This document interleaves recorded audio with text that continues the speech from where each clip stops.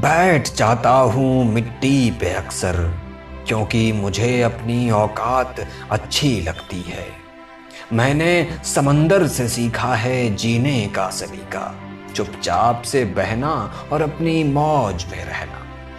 ऐसा नहीं है कि मुझ में कोई ऐब नहीं है, पर सच कहता हूँ मुझ में कोई फरेब नहीं है। जल जाते हैं मेरे अंदाज से मेरे दुश्मन, क्योंकि एक जमाने से मैंने न मोहब्बत बदली और न ही दोस्त बदले। एक घड़ी खरीद कर हाथ में क्या बांध ली, एक घड़ी खरीद कर हाथ में क्या बांध ली, ये वक्त पीछे ही पड़ गया मेरे। सोचा था घर बनाकर सुकून से बैठूंगा, पर घर की जरूरतों ने मुसाफिर बना डाला। सुकून की बात मत करे गालिब, सुकून की बात मत करे गालिब, वो बचपन वाला इतबार अब नहीं आता।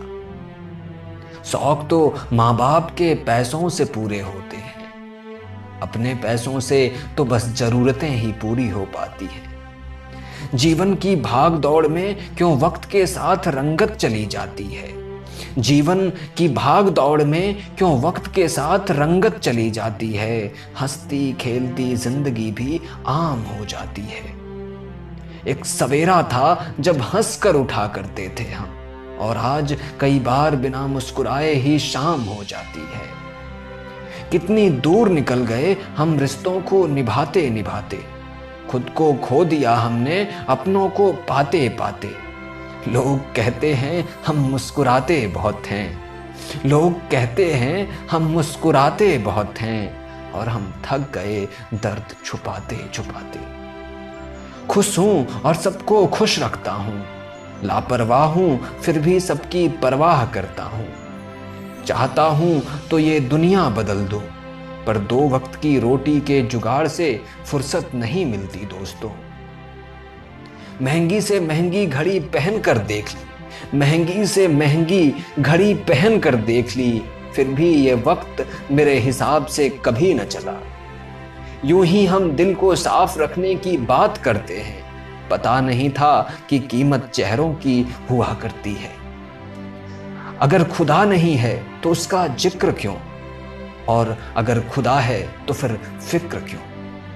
दो बातें इंसान को अपनों से दूर कर देती हैं, दो बातें इंसान को अपनों से दूर कर देती हैं, एक उसका अहम और दूसरा उसका वहम। पैसों से सुख कभी नहीं खरीदा जाता दोस्तों, और दुख का कोई खरीदार नहीं होता। मुझे जिंदगी का इतना तजुर्बा तो नहीं, मुझे जिंदगी का इतना तजुर्बा तो नहीं, पर सुना है सादगी में लोग जीने नहीं देते। किसी की गलतियों का हिसाब न कर, खुदा बैठा है तो हिसाब न कर, ईश्वर बैठा है तो हिसाब न कर, ईश्वर बैठा है तो हिसाब न कर। हरिवंश राय जी बच्चन। कभी कभी कवि कुछ ऐसी चीजें लिख देते हैं जिसे आम इंसान अपने जीवन में महसूस तो करता है, पर उसे बयां नहीं कर पाता है। हरिवंश राय बच्चन जी की यह कविता हम सभी की पसंदीदा कविताओं में से एक है, और आशा है मुझे कि मेरी आवाज में आपको यह कविता और भी पसंद आई होगी। आगे भी सुनते रहें और अपनी प्रतिक्रियाएं देते रहें। बहुत बहुत शुक्रिया दोस्तों।